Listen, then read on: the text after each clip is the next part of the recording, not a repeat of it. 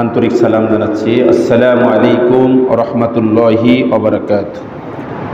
মহান আল্লাহ রাব্বুল আলামিনের ডাকে সাড়া দিয়ে আমরা সকলেই কালিমাতুশ শুকর আদায় করছি, সকলে পড়ছি আলহামদুলিল্লাহ।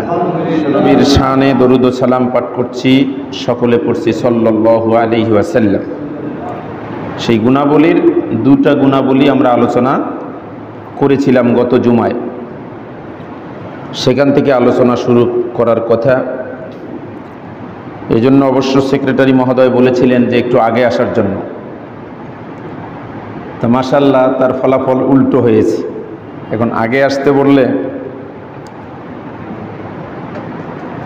এখন কি যে সমস্যা, যারা শুনেছিলাম গত জুমায়, তাহলে মুসলিম শাসকের কয়টা গুণের কথা বলছিলাম? দুইটা। এক নম্বর গুণটা কি ছিল? যে মুসলিম শাসকের এক নম্বর গুণ হলো, মুসলিম শাসক যিনি হবেন তিনি হবেন কি? আল্লাহমুখী, আখেরাত মুখী। আখেরাতের জবাবদিহিতা এটা স্মরণ করে তিনি কি করবেন? তার কাজ করবেন। আর তার যত কৃতিত্ব, যত প্রাপ্তি, সব কিছু সে কি করবেন? আল্লাহর প্রশংসা করবেন। এগুলো পাওয়ার পরে তিনি আল্লাহর প্রশংসা করবেন যে আল্লাহ পাক দয়া করে এগুলো আমাকে, আল্লাহ রহমত করে, দয়া করে আল্লাহর রহমতে এগুলো আমি পেয়েছি। আর দুই নম্বর বলছিলাম মুসলিম শাসকের গুণাবলী, যে ইনসাফ প্রতিষ্ঠা করা। ইনসাফ প্রতিষ্ঠা করা। আজকে ইনসাফ আমাদের সমাজ থেকে ইনসাফটা উঠে যাওয়ার কারণে, একটা সমাজ, একটা রাষ্ট্রে যদি ইনসাফ কায়েম হয়, ইনসাফ যদি কায়েম হয়, তাহলে ওই সমাজে আর অশান্তি থাকতে পারে না। ইনসাফ কেমনে করতে হয় এর একটা দৃষ্টান্ত আল্লাহর হাবিব সাল্লাল্লাহু আলাইহি ওয়াসাল্লাম ১৫০০ বছর আগে তিনি স্থাপন করেছিলেন। এটা আমরা এর আগেও শুনেছি, আমরা অনেকেই জানি যে আল্লাহ রাসূল সাল্লাল্লাহু আলাইহি ওয়াসাল্লামের জামানায় বনু মাখজুমিয়া গোত্রের একটা সম্ভ্রান্ত মহিলা চুরি করে কি হয়েছিল? ধরা পড়েছিল। ধরা পড়ার পরে রাসূল সাল্লাল্লাহু আলাইহি ওয়াসাল্লাম যখন চুরি প্রমাণিত হয়ে গেল, রাসূল সাল্লাল্লাহু আলাইহি ওয়াসাল্লামের রায় দিয়ে দিলেন ওই মেয়ের কি করতে হবে? হাত কেটে দিতে হবে। বিধানটা কার? আল্লাহর। আল্লাহ বলছেন ওয়াস-সারিকু ওয়াস-সারিকাতু ফাকতাউ আইদিয়াহুমা জাযাআম বিমা কাসাবা নাকালাম মিনাল্লাহ। তাহলে চোর হোক আর সুন্নি হোক, যদি প্রমাণিত হয়, ধরা পড়লে তার কি করতে হবে? হাত কেটে দিতে হবে। আল্লাহ রাসূল রায় দিয়ে দিলেন হাত কেটে দাও। কিন্তু গোটা মদিনার মধ্যে তোলপাড় শুরু হয়ে গেল। সম্ভ্রান্ত ফ্যামিলির একটা মেয়ে, এই মেয়ের যদি হাত কাটা হয় তাহলে একটা সমাজে বিশৃঙ্খলা দেখা দিবে, এতে ইসলামের ক্ষতির আশঙ্কা করলেন অনেক সাহাবাগণ। কিন্তু আল্লাহর হাবিব সাল্লাল্লাহু আলাইহি ওয়াসাল্লামকে গিয়ে যে বলবেন যে এই বিচারটা অন্তত একটু হালকা করার জন্য, এই সাহস কেউ পায় না। শেষ পর্যন্ত রাসূল সাল্লাল্লাহু আলাইহি ওয়াসাল্লামের পালক পুত্র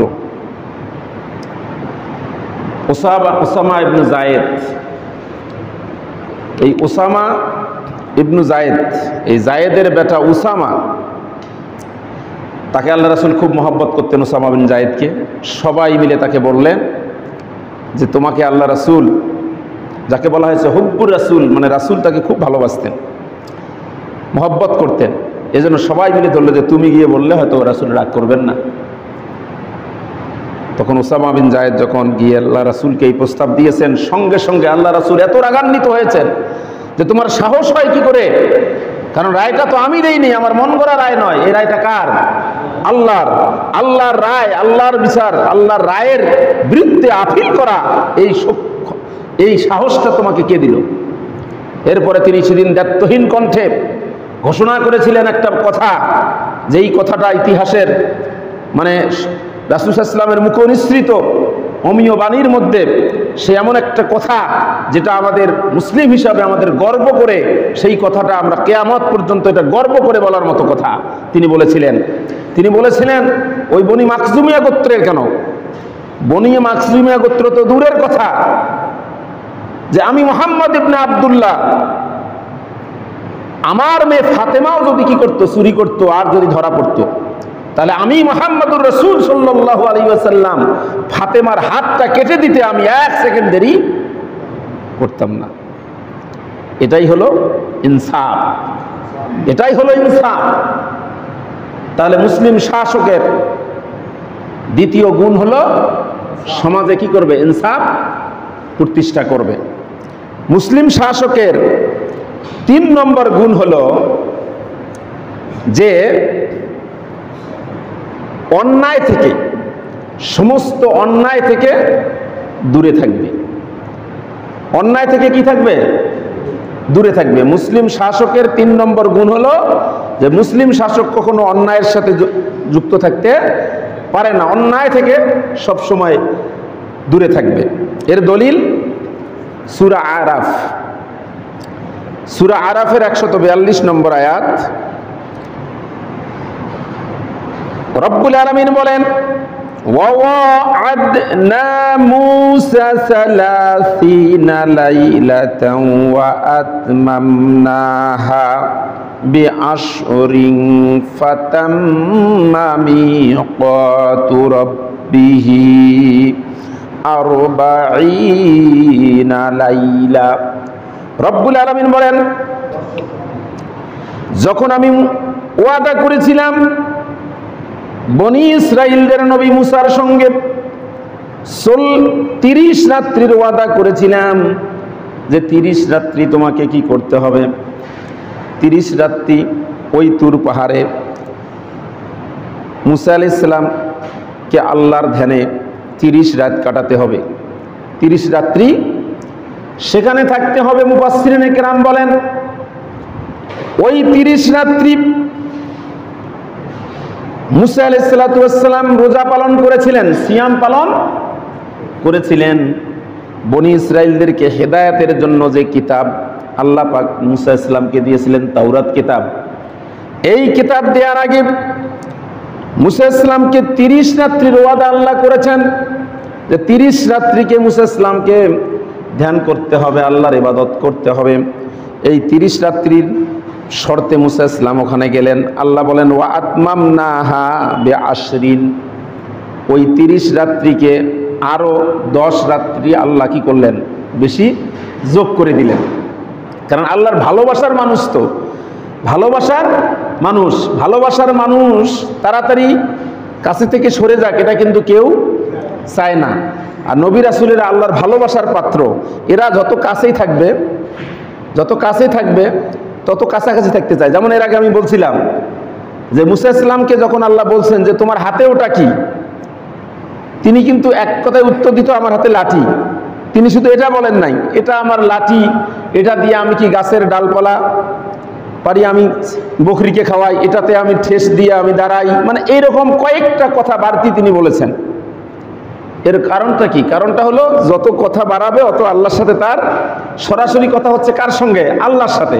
শর্ট কথায় যদি শেষ হয়ে যায় তাহলে আল্লাহর সঙ্গে বিচ্ছেদ হয়ে যাবে। ঠিক আল্লাহ রাব্বুল আলামিন যখন মুসা আলাইহিস সালামকে 30 রাত্রি ওয়াদা করলেন বনি ইসরাইল হিদায়াতের জন্য, তোমাকে যে গাইডলাইন দেয়া হবে, তোমাকে যে কিতাব দেয়া হবে, এটা এমনি দেয়া হবে না। তোমাকে এই জন্য 30টা রাত তোমাকে কি করতে হবে? সাধনা করতে হবে, ধ্যান করতে হবে। তাহলে 30টার দিন তিনি রোজা রাখলেন, 30 রাত্রি ইবাদত করলেন। আল্লাহ পাক বলেন, আমার মন ভরল না, এজন্য ওয়া আতমামনাহা বিআশরিন, আমি আরো 10 রাত্রি এর সাথে যোগ করে দিলাম। ফাতাম্মা মিকাতু রাব্বিহি 40 লাইলা, এভাবে আরো 10 রাত্রি বাড়িয়ে দিয়ে আল্লাহ পাক 40 রাত্রি পুরা করে দিলেন। সুবহানাল্লাহ। ওই সময় মুসা আলাইহিস সালাম যখন তাওরাত তুর পাহাড়ে চলে গেলেন, তার যে জাতি বনি ইসরাইলকে কে দেখাশোনা করবে, তার দায়িত্ব কাকে দেবেন, সেই কথা আল্লাহ পাক বললেন। ওয়াকালা মুসা লিআখিহি হারুন, মুসা ইসলাম তার ভাই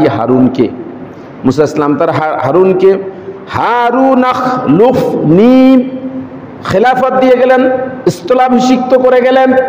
ফি কওমি, আমার সম্প্রদায় তথা মুসা ইসলাম সম্প্রদায়কে, তার ভাই হারুনকে বললেন, আমি তো আল্লাহর ধ্যানে তুর পাহাড়ে চলে যাচ্ছি 30 রাত্রির জন্য। এই সময়টা আমার কওমকে দেখাশোনা করার জন্য আমার কওমের দায়িত্ব নেয়ার জন্য তোমাকে দায়িত্ব দিলাম, তুমি এই সময়টা কি করবা? ওয়া আসলিহ, তাদেরকে সংশোধন করবা। ওয়ালা তাত্তাবি' সাবিলিল মুফসিদিন, আর খবরদার খবরদার তুমি কখনো ফিতনা ফাসাদ, কোনো বিশৃঙ্খলা, কোনো অন্যায়ের পথ অবলম্বন করবা। দায়িত্ব দিয়ে গেলেন তার ভাই হারুনকে, আবার সাবধান করে দিলেন যে তোমাকে যে দায়িত্ব দিলাম আমার অনুপস্থিতিতে আমার এই কওমকে তুমি দেখাশোনা করবা, তাদেরকে সংশোধন করবা, তারা ভুল করলে তাদেরকে শুধরে দিবা। খবরদার খবরদার মুফসিদিন, জমিনের মধ্যে কোনো অন্যায়, অশ্লীলতা, অন্যায়, পাপাচার এগুলোর সাথে সম্পৃক্ত থাকা যাবে না। তাহলে এই আয়াত থেকে আমরা বুঝতে পারলাম যে মুসলিম খেলাফতের দায়িত্বে যিনি আসবেন, মুসলিম শাসক যিনি হবেন, তিনি কখনো কোনো অন্যায়ের সাথে কি যুক্ত থাকতে পারবেন না। এরপরে আসেন মুসলিম শাসকের, খুবই গভীর মনোযোগ দিয়ে শুনবেন। এবার হলো 4 নম্বর গুণ। এই গুণটি আল্লাহ রাব্বুল আলামিন সূরা কাহাফের 83 নম্বর আয়াত থেকে বেশ কয়েকটি আয়াত ধরে লম্বা একটা আলোচনা করেছেন। খুব গভীর মনোযোগ দিয়ে শুনবেন, তাহলে ইনশাআল্লাহ ভালো লাগবে। সেটা হলো, তার আগে এই গুণটা, এই কথাটার মূল যে কথাটা, এই 4 নম্বর গুণের যে মূল কথাটা হচ্ছে, সেটা সুন্দর একটা বাংলায় যদি আমরা বলি, সেটা হলো এই দেশের জনগণকে, জনগণের সেবা। মুসলিম শাসকের তো কাজে হলো জনগণের কি করা? সেবা করা। জনগণের কল্যাণে, জনগণের যেটা মঙ্গল হবে, কল্যাণ হবে, এই জনগণের কল্যাণ করতে গিয়ে বাংলায় যে কথাটা মানে আমাদের সমাজে প্রচলিত, সেটা হলো মানে কি, দুষ্টের দমন, শিষ্টের লালন। শিষ্টের লালন আর দুষ্টের দমন, এই যে লম্বা একটা কথা আল্লাহ পাক এখানে নিয়ে আসছেন সূরা কাহাফে, এই কথাটাকে যদি আমরা সামারাইজ করি, সারসংক্ষেপ করি, কথা ওটাই দাঁড়ায় যে দুষ্টের দমন আর শিষ্টের লালন করতে হবে জনগণের কল্যাণের জন্য। জনগণের কল্যাণার্থে আপনি দুষ্ট যারা সমাজের, তাদেরকে কি করতে হবে? দমন করতে হবে। আর যারা শিষ্ট যারা ভালো, তাদেরকে লালন পালন করতে হবে। এইটাই মূল কথাটা চলে আসবে। তো এটা লম্বা ঘটনা এসছে সূরা কাহাফের মধ্যে। এই সূরা কাহাফের একটা শানে নজুল আছে, আবার এই সূরাটা নাজিল হওয়ার খুব মজার একটা শানে নজুল আছে। সেটা হলো মুফাসসিল কুরশিরোমণি আব্দুল্লাহ ইবনে আব্বাস রাদিয়াল্লাহু তাআলা হতে বর্ণিত, তিনি বলেন,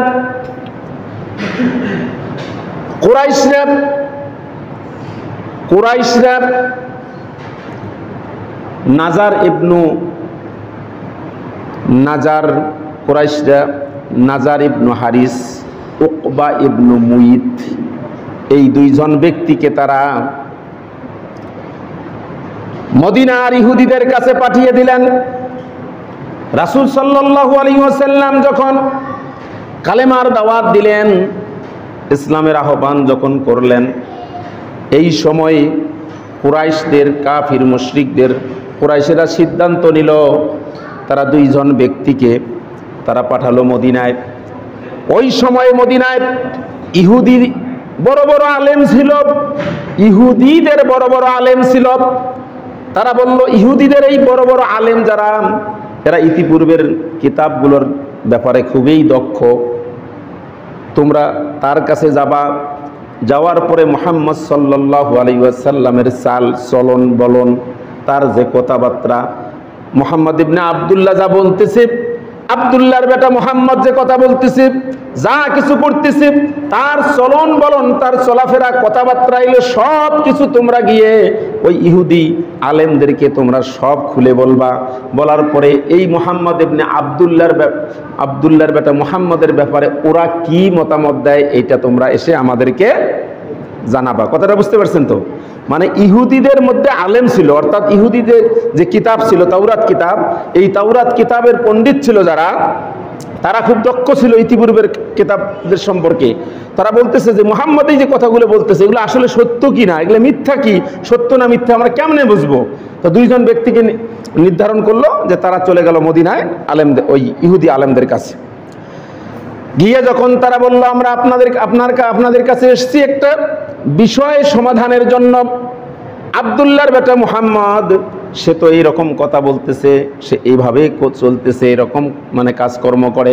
এখন এটা নিশ্চিত হওয়ার জন্য সে সত্য বলতেছে না মিথ্যা বলতেছে জানার জন্য প্রতিনিধি হিসাবে আমাদের দুইজনকে কুরাইশরা পাঠিয়েছে আপনাদের কাছে। আপনারা একটু এটা শুনে আমাদেরকে একটা মতামত দেন। এবার ইহুদি আলেমেরা বলল, তোমরা আসছো দুইজন, শুনো, তোমাদেরকে আমি একটা মীমাংসিত কথা বলি।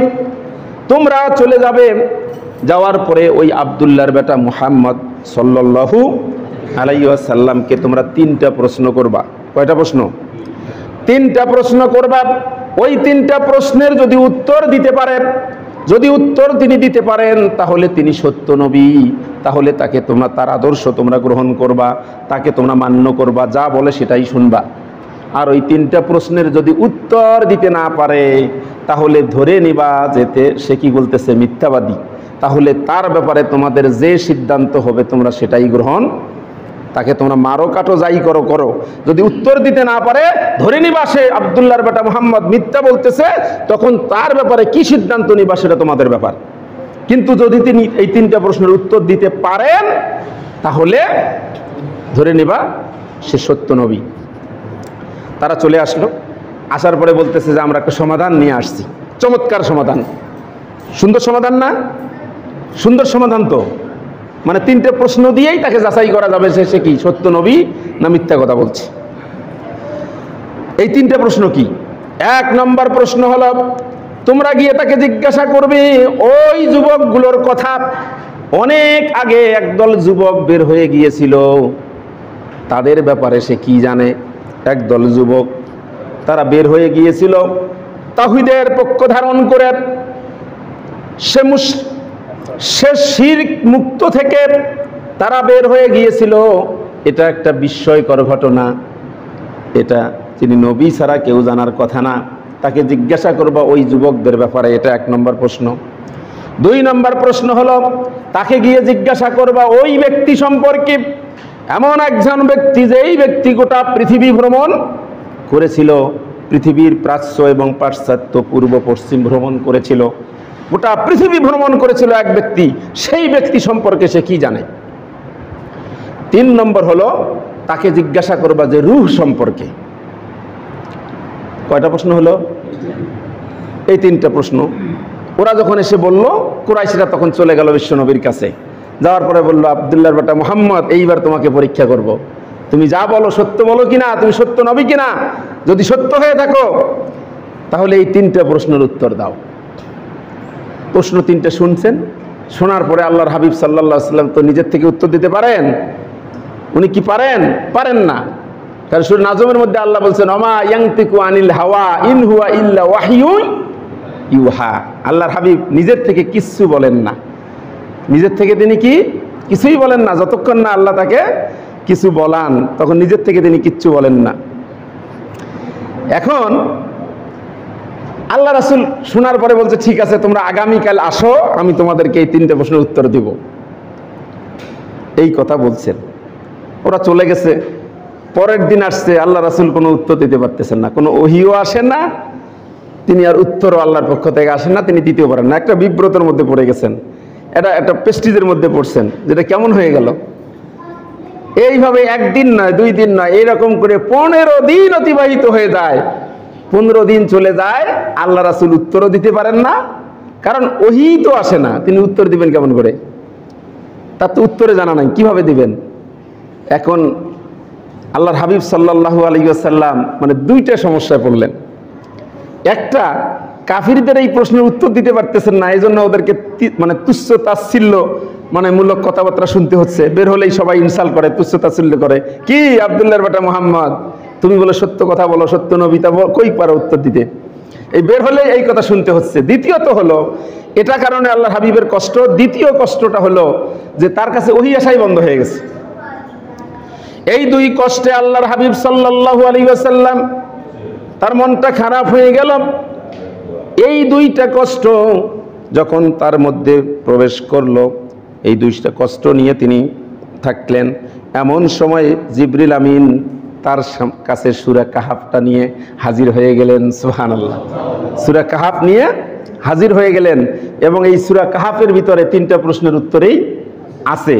কিন্তু কেন দেরি হলো এই কারণটা আল্লাহ রাব্বুল আলামিন সূরা কাহাফের 23 নম্বর আয়াতের ভিতরে আল্লাহর হাবিব সাল্লাল্লাহু আলাইহি ওয়াসাল্লাম জানিয়ে দিলেন।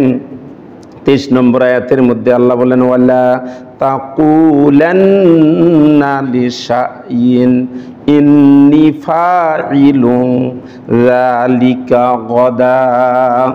আল্লাহ রাব্বুল আলামিন আল্লাহর হাবিবকে ধমক দিয়ে বললেন, ওয়ালা তাকুলান্না, কখনোই, তাকিদ দিয়ে, নুনের মধ্যে তাসদীদ দিয়ে তাকিদ দিয়ে বলতেছেন, কিছুতেই কখনোই, ওয়ালা তাকুলান্না, এই কথা বলবা না, লিশাইইন, কোন বিষয়ে, ইন্নী ফাইলুন যালিকা গাদা, যে আমি আগামীকাল এই কাজটা করব, এই কথাটা খবরদার বলা যাবে না, বলবা না।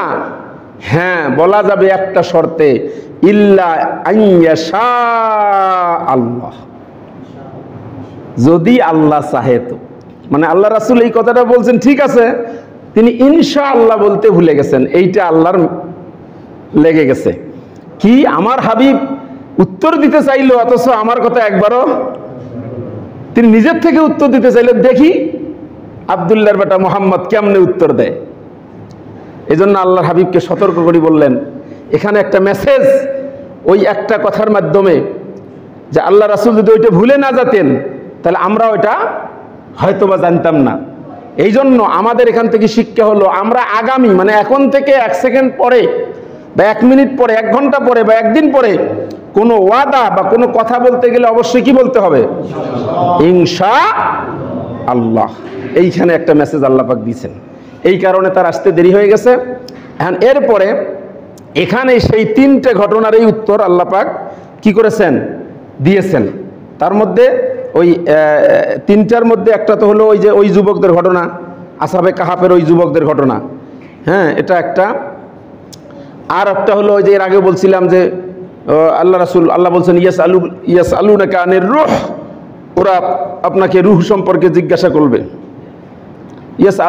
ইয়াসআলুনাকা আনির রূহ কুলির রূহ মিন আমরি রব্বি, যে আপনি বলে দেন যে রূহ হলো আল্লাহর হুকুম মাত্র। ওটা ওই বিষয়ে আলোচনা আগে করছিলাম, ওখানে 2টে গেল। আর যে একটা, ওই যে একটা ব্যক্তি সম্পর্কে জিজ্ঞাসা করেছিলেন, সেই আলোচনাটাই আল্লাহ পাক এখানে করছে, যেটার ভিতরে আমাদের ওই জিনিসটা আছে। আল্লাহ রাব্বুল আলামিন বলছেন, ওয়ায়াসআলুনাকা আন যিল করনাইন, আল্লাহ চমৎকার করে বলতেছেন, অ্যান্ড দে আস্ক ইউ, যে ওরা তোমাকে জিজ্ঞাসা করবে অ্যাবাউট যুলকারনাইন। কার সম্পর্কে? যুলকারনাইন সম্পর্কে। তখন আল্লাহর হাবিব কি বলবেন? আল্লাহ বলতেছেন, উল সাতলু আলাইকুম মিন যিকরা, সে আই শ্যাল রিসাইট, বলতেছে say I shall recite to you. তখন তুমি তাদেরকে বলবা যে সামথিং অফ হিজ স্টোরি, তোমরা যার কথা জিজ্ঞাসা করছো ওই ব্যক্তির কথা, তার গল্প এখন আমার কাছে শোনো, তার গল্প আমি এখন বর্ণনা করবো। সুবহানাল্লাহ বলেন। যে ব্যক্তির কথা জিজ্ঞাসা করছে ওই ব্যক্তি সম্পর্কে সে কি জানে, যে কি করেছে, মানে পৃথিবীর প্রাচ্য থেকে পাশ্চাত্য, অর্থাৎ গোটা পৃথিবী ভ্রমণ করেছিল, সেই ব্যক্তিকে তার বর্ণনা, এবার গল্প, তার ঘটনা এবার আমার কাছে শোনো। আল্লাহ পাক বর্ণনা করতেছেন, আল্লাহ রাসূলকে জানাইয়া দিচ্ছেন। আল্লাহ রাব্বুল আলামিন বলেন, ইন্না মাক্কান্না লাহু ফিল আরদি ওয়া আতাইনাহু মিন কুল্লি শাইইন সাবাবা। আল্লাহ রাব্বুল আলামিন বলতেছেন, verily we established him in the earth. আল্লাহ বলতেছেন যে ইন্না, মানে নিশ্চয়ই, মাক্কান্না লাহু ফিল আরদ, আমি তাকে কি করেছিলাম? আমি জমিনের মধ্যে তাকে আমি এস্টাবলিশ করেছিলাম, তাকে আমি জমিনের ক্ষমতা দিয়েছিলাম, জমিনে আমি তাকে প্রতিষ্ঠিত করেছিলাম। এরপরে আল্লাহ কি বলতেছেন? যে ওয়া আতাইনাহু মিন কুল্লি শাইইন সাবাবা, আল্লাহ বলতেছেন, and we gave him the means of everything, অর্থাৎ তাকে আমি প্রত্যেকটা বিষয়ের উপায় এবং পথ নির্দেশ করেছিলাম। এর ব্যাখ্যায় মুফাসসিরিন ইকরাম লিখেছেন যে আল্লাহ পাক যুলকারনাইনকে তার সামরিক শক্তি, তার যত অস্ত্র, অর্থাৎ বিশাল একটা বহর, বিশাল বাহিনী, অস্ত্র শস্ত্রে সজ্জিত বিশাল ক্ষমতা আল্লাহ পাক দিয়েছিলেন। কাকে? জুলকারনাইনকে। আমি বলছিলাম না যে 4 জন বাদশা গোটা পৃথিবী শাসন করেছিলেন, 2 জন মুসলিম, একজনকে সুলাইমান আলাইহিস সালাম আর একজন হলেন জুলকারনাইন। এই ক্ষমতা পাওয়ার পরে তিনি কি করলেন? আল্লাহ পাক বলতেছেন ফাআতবাআ সাবাবা, আল্লাহ বলতেছেন so we followed a way, সে একটা পথ ধরল। সে জুলকারনাইন এই ক্ষমতা পায়াতে কি করলো? একটা রাস্তা ধরলো, একটা পথ ধরলো। ধরতে ধরতে এই পথ ধরে সে কোথায় গেল? আল্লাহ পাক সেটাও বলতেছেন। আল্লাহ বলতেছেন সেই পথটা ধরে আল্লাহ বললেন যে সে কোথায় গেল? হাত্তা ইযা বালাগা মাগরিবাশ শামস, এই পথ ধরে যখন আনটিল মানে অবশেষে when he reached the sitting place of the earth, অর্থাৎ সূর্যটা যেখানে কি হয়? অস্তমিত হয়। সূর্য যেখানে কি হয়? ডুবে যায়। বলতেছেন হাত্তা ইযা বালাগা মাগরিবাশ শামস, মাগরিব কখন হয়? সূর্য ডোবার সময় না? হাত্তা মানে অবশেষে ইযা বালাগা মাগরিবাশ শামস, যখন সে পৌঁছে গেল কোথায়? মানে he reached the sitting place of the sun, অর্থাৎ সূর্য যখন ডুবে যায় ওই জায়গায় পৌঁছিল। ওয়াজাদাহা তাগরুবু ফি আইনিন হামিয়া, ওখানে পৌঁছার পরে তিনি দেখলেন সূর্যটা একটা কাদাযুক্ত পানির মধ্যে ডুবে যাচ্ছে। সূর্যটা কোথায় যাচ্ছে? কাদাযুক্ত পানির মধ্যে ডুবে যাচ্ছে। মানে মুফাসসিরিনে কেরাম বলেছেন যে তিনি ওই পর্যন্ত গিয়েছেন যেই পর্যন্ত একজন মানুষের যাওয়ার সাধ্য আছে।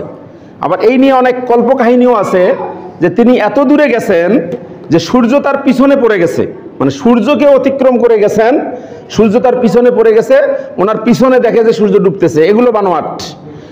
আল্লাহ রাব্বুল আলামিন তাকে ওই পর্যন্ত মানে তিনি গেছেন যেখানে মানুষের যাওয়ার সামর্থ্য আছে। ওখানে যাওয়ার পরে তিনি দেখতেছেন যে সূর্যটা ডুবতেছে। সূর্যটা কি হইতেছে? ডুবতেছে একটা কাদাযুক্ত পানির মধ্যে। তারপরে কি হলো? ওয়াজাদা ইনদাহা কওমা, জুলকারনাইন ওই সূর্য অস্তমিত জায়গার মধ্যে দেখতে পেল একটা কওমকে, একটা সম্প্রদায়কে দেখতে পেল। এই কওমটা ছিল খুব শক্তিশালী, খুব শক্তিশালী একটা জাতিকে তিনি দেখতে পেলেন। পাওয়ার পরে আল্লাহ বলতেছেন কুলনা ইয়া যালকারনাইনি ইম্মা আন তুআযযিবা ওয়া ইম্মা আন তাত্তাখিযা ফীহিম হুসনা। আল্লাহ রাব্বুল আলামিন বলেন আমি তখন জুলকারনাইনকে বললাম তোমার জন্য অপশন হলো 2টা। কয়টা অপশন? তোমার জন্য এই জাতিটার জন্য অপশন হলো 2টা। এই জাতি হলো কাফির মুশরিক। এই জাতিটা কি ছিল? এরা মুশরিক জাতি ছিল, এরা আল্লাহকে মানত না। এদের ব্যাপারে আল্লাহ বলতেছেন আমি জুলকারনাইনকে বললাম যে তোমার জন্য অপশন হলো 2টা। একটা হলো ইম্মা আন তুআযযিবা, তুমি ওদেরকে শাস্তি দিতে পারবা। অপশন 2টা, একটা হলো ওদেরকে শাস্তি দিতে পারবা, ওয়া ইম্মা আন তাত্তাখিযা ফীহিম হুসনা, অথবা তাদের সাথে তুমি ভালো আচরণও। অপশন দিলেন 2টা, যে ওদেরকে শাস্তি দিতে পারবা, তাও তোমার কোনো দোষের কিছু নাই, আর শাস্তি না দিয়ে যদি ওদের সাথে ভালো আচরণ করো তারপরেও আমি কিছু বলবো না। অপশন পেলেন কয়টা? 2টা। 2টা অপশন পাওয়ার পরে তিনি কি করলেন এবার দেখেন। আল্লাহ বলতেছেন ক্বালা, এবার জুলকারনাইন বললেন আম্মা মান যালামা ফাসাউফা নুআযযিবুহু। এবার জুলকারনাইন বললেন ওয়া আম্মা মান যালামা, যারা অত্যাচারী, যারা অত্যাচার করবে তিনি তাদেরকে কালেমার দাওয়াত দিলেন, আল্লাহর একত্ববাদের দাওয়াত দিলেন। যারা এটা মানলেন না, এটা অনুসরণ করলেন না, তার দাওয়াতে সাড়া দিলেন না, অত্যাচার করলো। আম্মা মান যালামা ফাসাউফা নুআযযিবুহু। জুলকারনাইন বললেন আমাকে তো 2টা অপশন দেওয়া হয়েছে, আমি তাদেরকে আগে দাওয়াত দিব। আগে কি দিব? দাওয়াত দিব। যদি তারা দাওয়াত আমাদের গ্রহণ করে তাহলে আমি তাদের সাথে ভালো আচরণ করব, আর যদি তারা দাওয়াত গ্রহণ না করে অত্যাচার করে আমি তাদেরকে শাস্তি দিব। সেই কথাই বলতেছেন ইম্মা আন তুআযযিবা, আমি তাদেরকে শাস্তি দিব। ক্বালা আম্মা মান যালামা ফাসাউফা নুআযযিবুহু, তারা যদি অত্যাচার করে জুলুম করে আমি তাদেরকে শাস্তি দেব। সুম্মা ইউরাদ্দু ইলা রাব্বিহি, আর তাদেরকে তো রবের কাছেই ফিরে যেতে হবে। তাদেরকে কোথায় যেতে হবে? রবের কাছেই ফিরে যেতে হবে। ফায়ুআযিবুহু আযাবান নুকরা, আর আল্লাহ তাকে আরো কঠিন শাস্তি পরবর্তী দিবেন। আমার শাস্তি আমি দিব, আর আল্লাহ তো আল্লাহর কাছে যখন চলে যাবে আল্লাহ তাদেরকে আরো কঠিন শাস্তি দিবেন। ওয়া আম্মা মান আমানা ওয়া আমিলা সলিহা, আর যারা ঈমান আনবে আল্লাহর একত্ববাদে এই দাওয়াত যারা গ্রহণ করে ঈমান আনবে, ওয়া আমিলা সলিহা, এবং যারা ভালো কাজ করবে, ফালাহু জাযাআনিল হুসনা, প্রতিদান স্বরূপ তারা আমার কাছ থেকে ভালো আচরণ পাবে। তাহলে প্রতিদান স্বরূপ তারা আমার কাছ থেকে কি পাবে? ভালো আচরণ পাবে। আচ্ছা দেখেন তো, যে কথাটা আমি বলছিলাম ওই কথাটা এখানে মেলে কিনা, যে দুষ্টের দমন আর শিষ্টের লালন, এই আয়াতে কিন্তু সেটাই বলতেছে। যে জুলকারনাইন সিদ্ধান্ত নিল যে আমি ওদেরকে কালিমার দাওয়াত দিব, আল্লাহর একত্ববাদের দাওয়াত দিব। এই দাওয়াত যদি তারা গ্রহণ করে, তাদেরকে আমি যদি না করে, বিরোধিতা করে, অত্যাচার করে, আমার উপর অত্যাচার করে, আমার বাহিনীর উপর অত্যাচার করে, তাহলে আমি তাদেরকে আযাব দিব। আর আল্লাহর কাছে যখন ফিরে যাবে আল্লাহ আরো কঠিন আযাব দিবেন। আর যদি তারা ঈমান আনে, সৎ কাজ করে, ফালাহু জাযাআনিল হুসনা, তাহলে তারা প্রতিদানে আমার ভালো আচরণ পাবে। ওয়াসানাকুলু লাহু মিন আমরিনা ইউসরা, তাদের ব্যাপারে আমি সহজ সিদ্ধান্ত গ্রহণ করব, সহজ কাজ করব। এখন তাহলে এখান থেকে আমরা কি পেলাম? যে গুণটার কথা বললাম এটা আমরা পাইছি তো নাকি? যে গুণটার কথা বললাম, যে আমরা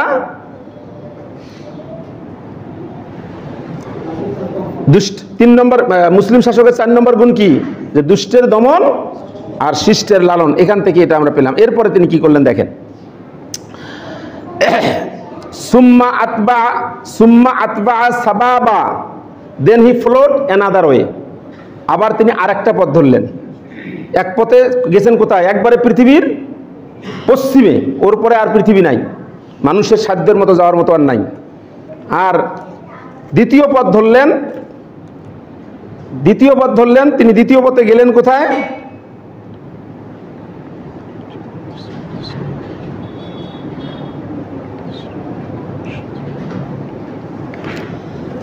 তাহলে দ্বিতীয় পথ ধরে আল্লাহ বলতেছেন যে সে আবার কি করলো?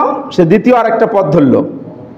সে দ্বিতীয় পথ ধরে হাত্তা ইযা বালাগা মাতলিআশ Samsi, until when he came to the rising place of the sun, এবার চলে গেলেন একবারে রাইজিং প্লেস, মানে কোথায়?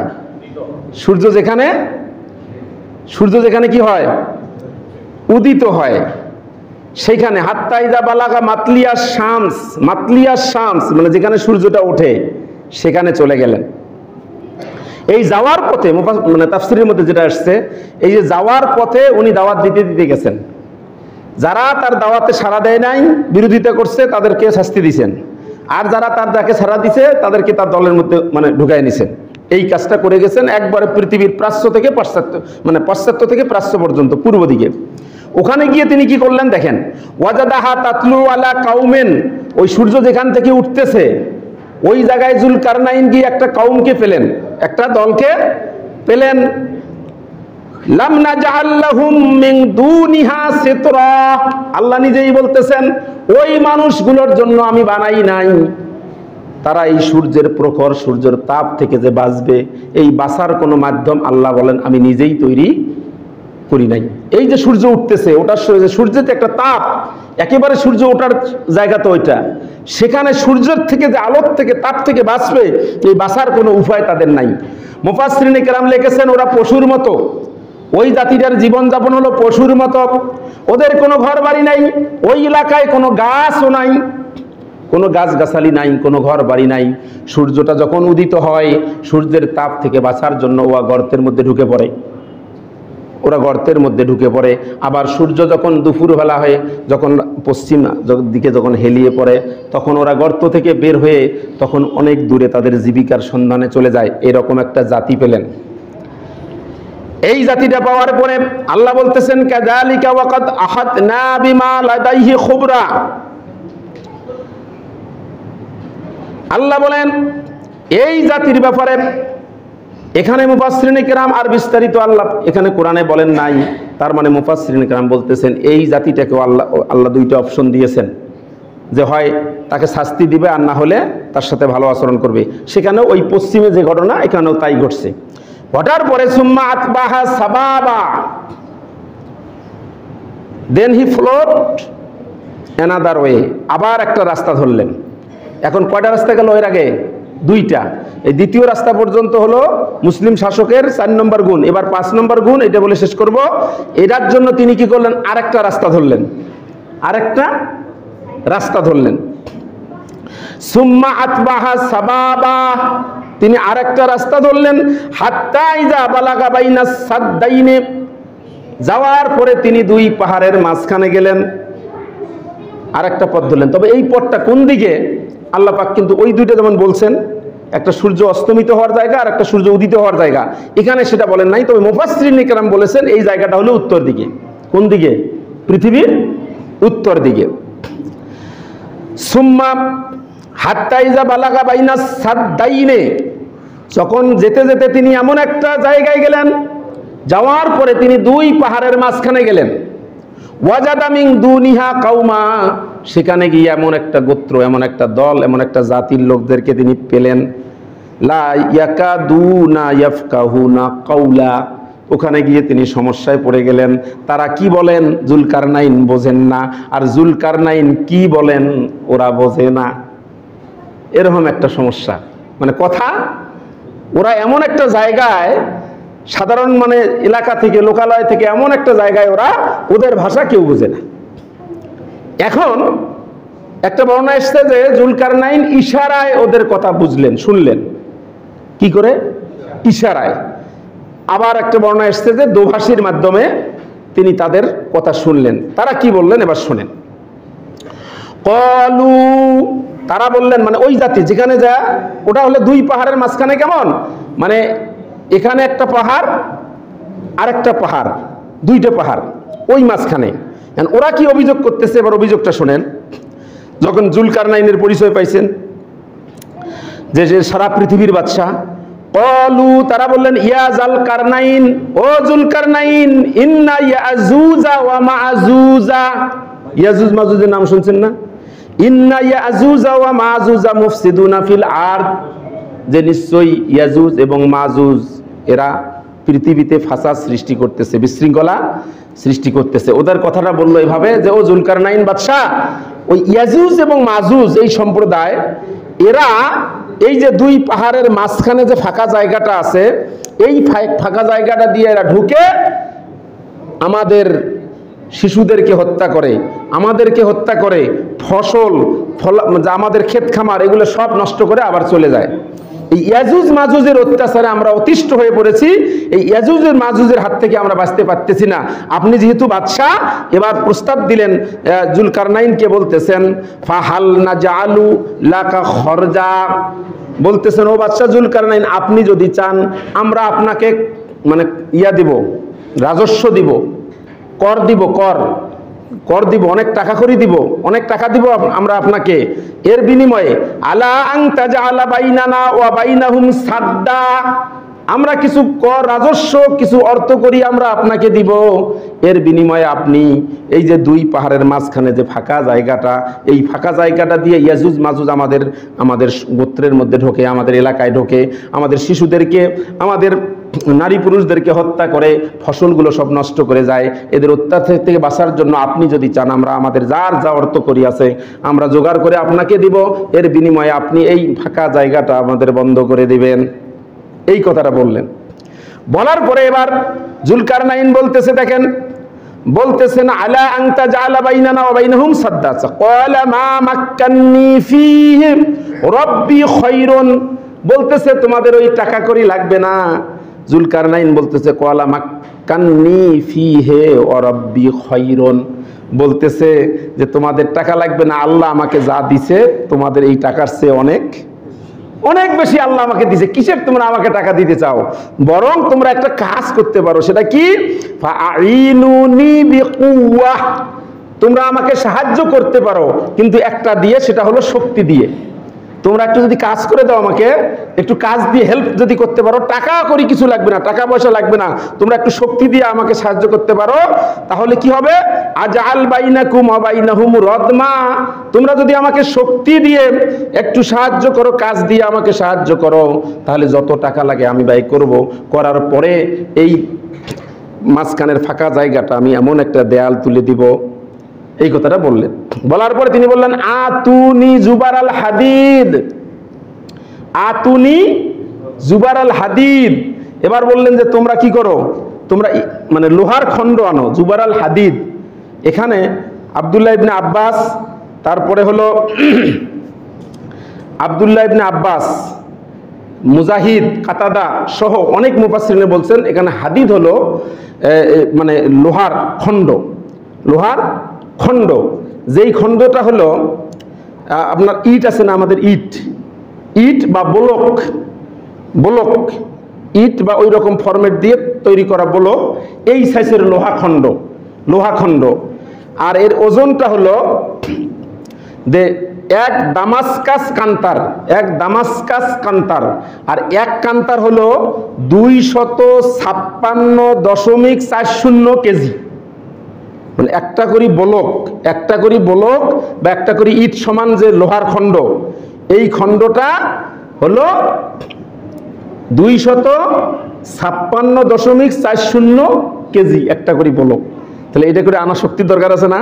এই জন্য তিনি বলছে তোমরা শক্তি দিয়ে আমাকে সাহায্য করো, তোমরা কি করো, এই লোহার খণ্ডগুলো তোমরা আমার কাছে এনে দাও, তোমরা আমার কাছে এনে দাও। এগুলো আনার পরে তিনি বলতেছেন, যখন আনা হলো, আনার পরে আতুনি জুবারাল হাদিদ হাত্তা ইজা সাওয়া বাইনাস সাদাফাইনে, ওই এই খণ্ডগুলো আনার পরে ওই দুই পাহাড়ের মাঝখানে যে ফাঁকা জায়গাটা আছে, মুখটা যেটা দিয়ে ঢোকে, ওটার মধ্যে এরকম ইটের যেমন সারি সারি, এইরকম লোহার খণ্ডগুলো সারি সারি সারি সারি করে তুলতে তুলতে তুলতে তুলতে যখন একবারে দুই পাহাড়ের সমান হয়ে গেল, দুই পাহাড়ের যখন সমান হয়ে গেল, তারপরে কি করলেন? কয়লা কয়লাং ফুখু, এবার জুলকারনাইন বললে তোমরা মানে হাফরে ফু দাও, মানে এখানে আগুন জ্বালিয়ে দাও এবং সেখানে ফু দাও।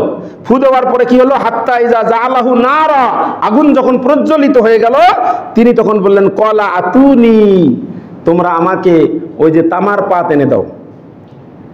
মানে তাফসিরে এসেছে গলিত তামা, ওই যে মানে ব্লক, লোহার ব্লকগুলো যে ইটের মতো বিছেছে, গ্যাপ আছে না, তো এই গ্যাপগুলো আমরা কি করে, সিমেন্ট দিয়ে কি করে দেয় আমাদের মিস্ত্রিরা, কি করে দেয়, সিমেন্ট বালু দিয়ে পুরা করে দেয়। তখন ওই যে ইটের ব্লকগুলো, অর্থাৎ লোহার ব্লক, ওটা তো আমাদের ইট দিয়ে করি, ওটা সম্পূর্ণ লোহার ব্লক।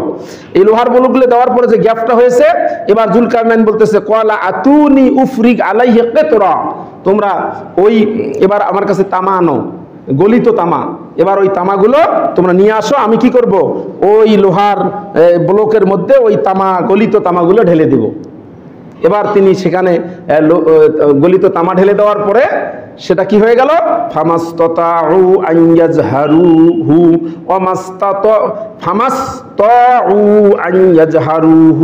ওয়ামাস্তাতাউ লাহু নাকবা, এমন একটা প্রাচীর তৈরি হয়ে গেল।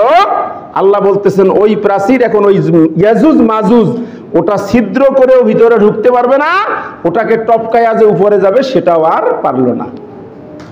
এরপরে বলছেন ক্বালা হাযা রাহমাতুম মির রাব্বি, জুলকারনাইন বলছেন এটা হলো আল্লাহ পাকের রহমত।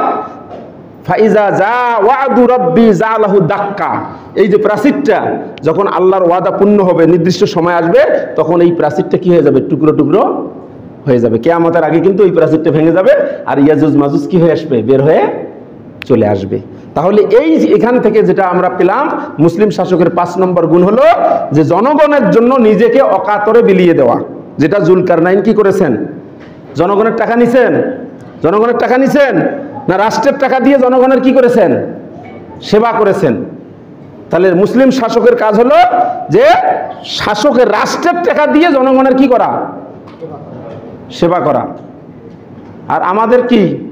আমাদের হয় উল্টা, যা দেখতেছেন ব্রিজ বলেন যাই বলেন এগুলো সব আমাদের টাকা, যদিও করে দেয় এই টোল নিতে নিতে আমাদের কাছ থেকে আবার নেয়। কিন্তু ইয়াজুজ মাজুজ কি টোল নিছে? বলছে তোমাদের ওই টাকা লাগবে না, শুধু শ্রম দিবা। তাহলে মুসলিম শাসকের 5 নম্বর গুণ হলো যে জনগণের কল্যাণে নিজেকে কি করা? বিলিয়ে দেওয়া। আল্লাহ রাব্বুল আলামিন আমাদের এরকম একজন মুসলিম শাসক যেন আমাদের বাংলাদেশে আল্লাহ পাক তৈরি পাওয়ার মতো আল্লাহ পাক সুযোগ করে দেন, এবং আমরা যেন এরকম একজন শাসক নির্বাচন করতে পারি। এজন্য আল্লাহ রাব্বুল আলামিন আমাদের কাছে তৌফিক কামনা করে আলোচনা শেষ করছি। আসসালামু আলাইকুম ওয়া রাহমাতুল্লাহি তাআলা ওয়া বারাকাতুহু।